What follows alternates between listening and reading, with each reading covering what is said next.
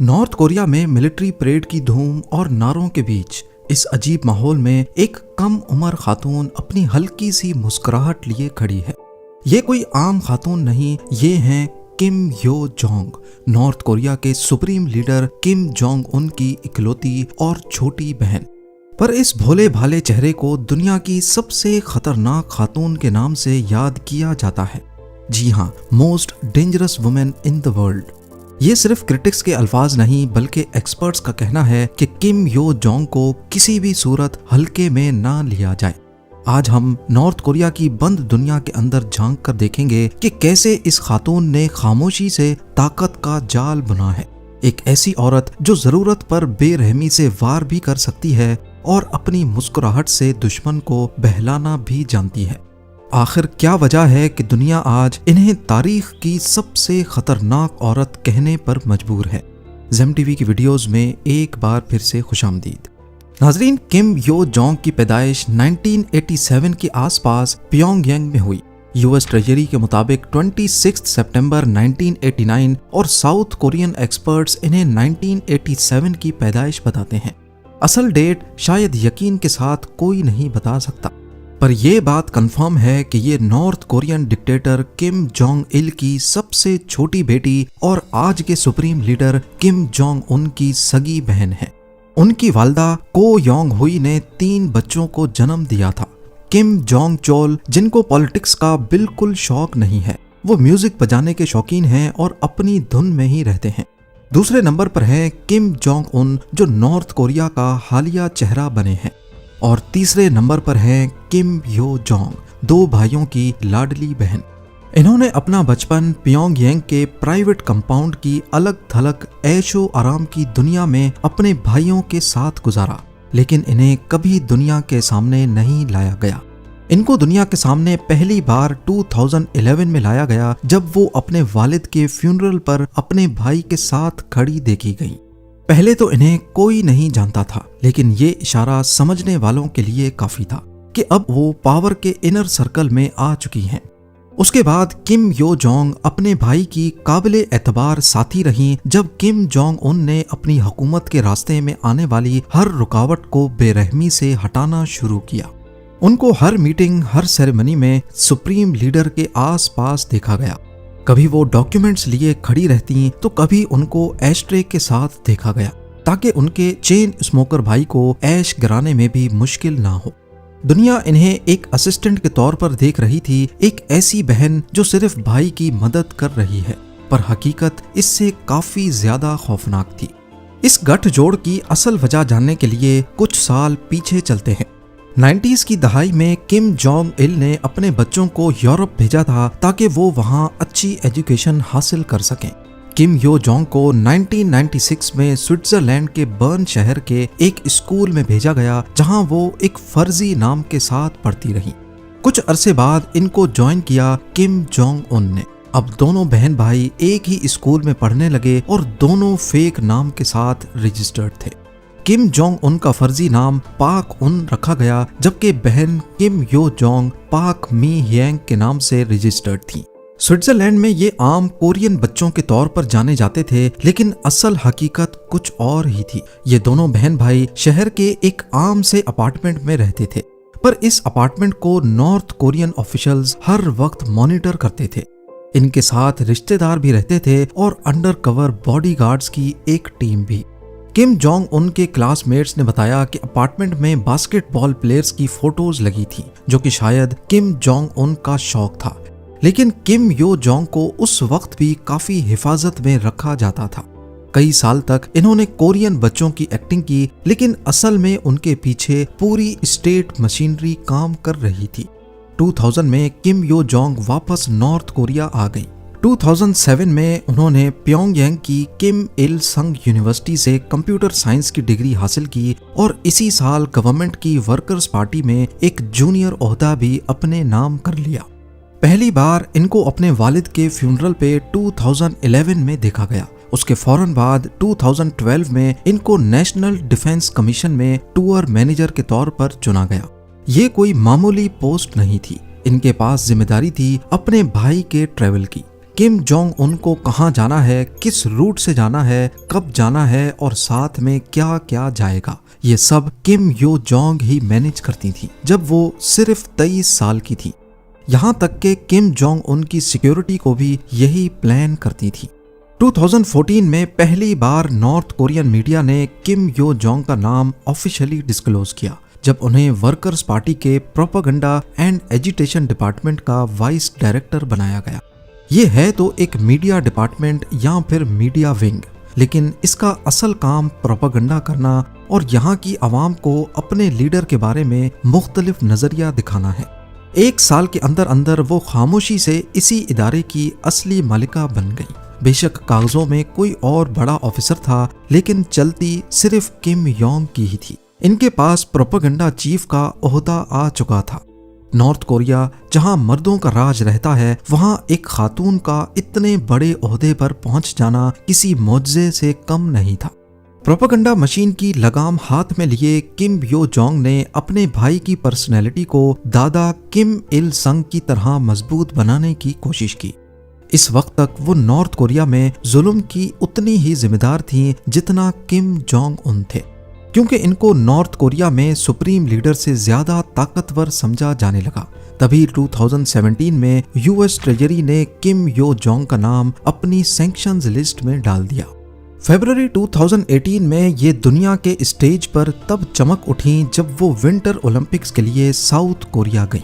Winter Olympics को south Korea ने दुश्मनी खत्म करने के लिए इस्तेमाल किया और नॉर्थ कोरिया को भी दावत दी। 1953 की कोरियन वॉर के बाद ये पहली बार था कि नॉर्थ कोरिया के शाही खानदान का कोई फर्द पहली बार साउथ कोरियन जमीन पर कदम रखेगा। इस हिस्टोरिकल मोमेंट पे किम जोंग उन की जगह उनकी बहन गई। स्पेशल जहाज जब साउथ कोरिया के प्योंगचैंग में उतरा तो ये दुनिया की मीडिया के लिए एक हैरत अंगेज मंजर था। इस मौके पर किम यो जोंग ने दुश्मनी में भी दोस्ती की शानदार एक्टिंग की और उनकी मुस्कुराहट मीडिया की अटेंशन बन बैठी। उन्होंने नॉर्थ कोरिया का एक सॉफ्ट इमेज दिखाया, साउथ कोरियन लीडर्स के साथ डिनर किए, उनको अपने भाई का सीक्रेट लेटर दिया। दुनिया को ये मैसेज गया कि शायद अब दुश्मनी खत्म हो गई है। लेकिन एक्सपर्ट्स का मानना है कि ये सब एक ट्रैप या प्रोपेगेंडा का हिस्सा था। इसके बाद 2018-19 में वो अपने भाई के साथ हर अहम मुलाकात में पाई गई, चाहे साउथ कोरियन के मून जय इन का हिस्टोरिक समिट हो या यूएस प्रेसिडेंट डोनाल्ड ट्रंप से मुस्कुराहट भरी मुलाकात। हर जगह वो साए की तरह किम जोंग उन के पीछे पाई गई, ये यकीन बनाते हुए कि हर तस्वीर और हर खबर में बड़े भाई का इमेज फायदेमंद रहे।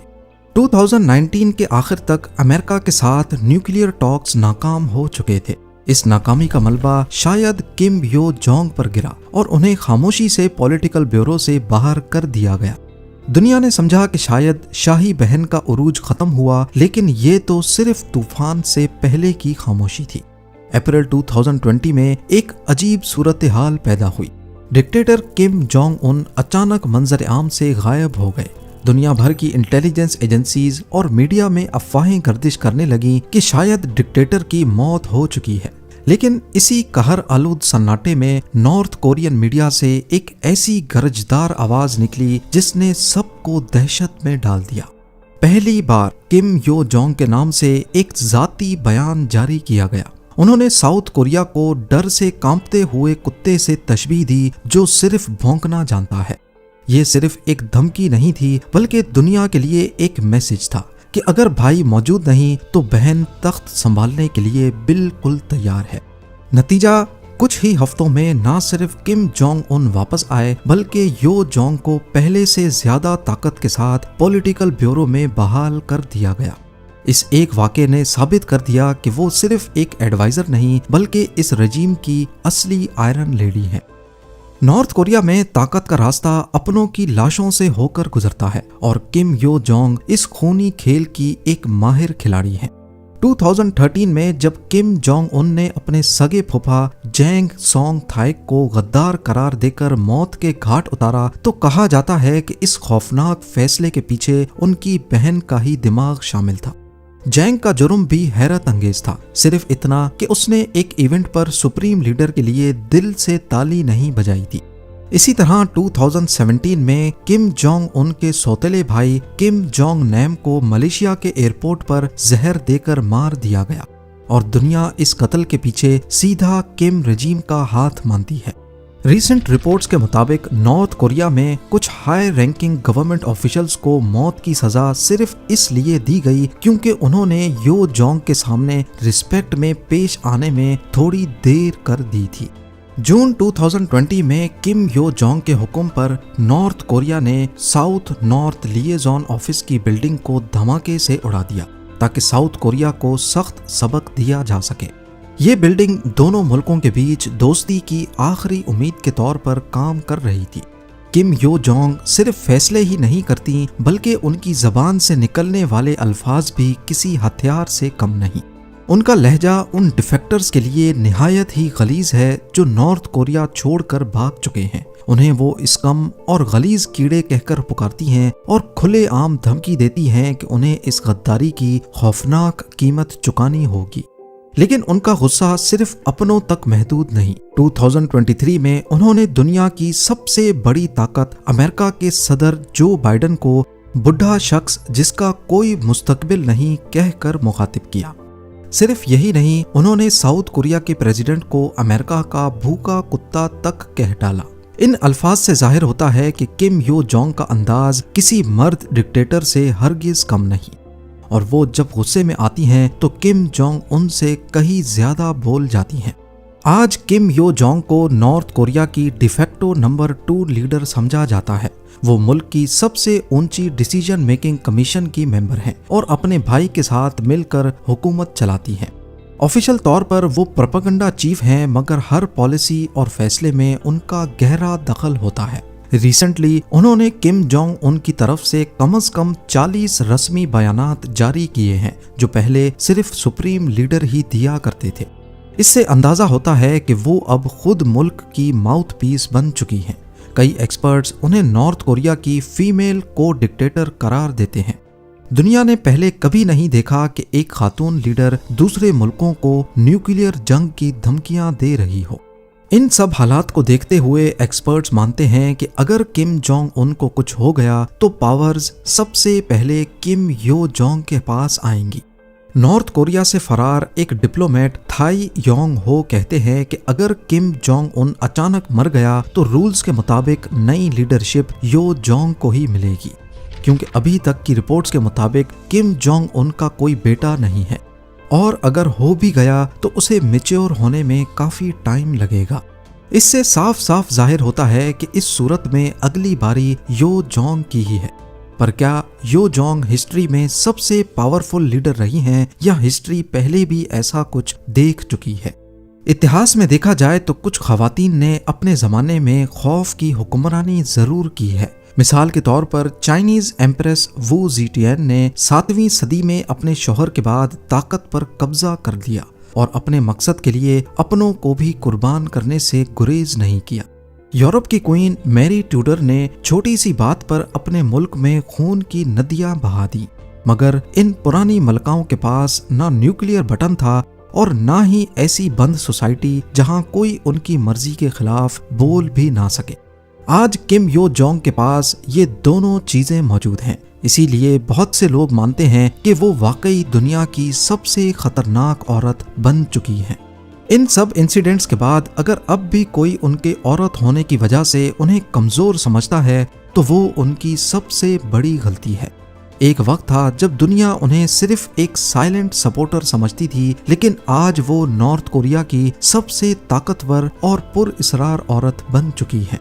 सवाल ये नहीं है कि किम यो जोंग कितनी खतरनाक है, सवाल ये है कि अगर कल को किम जोंग उन मंजर से हट गए तो क्या दुनिया पहली मर्तबा एक लेडी डिक्टेटर का सामना करने के लिए तैयार है? एक ऐसी औरत जिसके एक इशारे पर बिल्डिंग्स राख हो जाती हैं, ऑफिशियल्स कत्ल हो जाते हैं और जिसका गुस्सा दुनिया के बड़े मुल्कों को हिलाने की ताकत रखता है। क्या किम यो जोंग अपने भाई से भी ज्यादा बेरहम साबित होंगी या फिर ये अभी सिर्फ एक खौफनाक कहानी का आगाज है? उम्मीद है जेम टीवी की ये वीडियो भी आप लोग भरपूर लाइक और शेयर करेंगे। आप लोगों के प्यार भरे कमेंट्स का बेहद शुक्रिया। मिलते हैं अगली शानदार वीडियो में।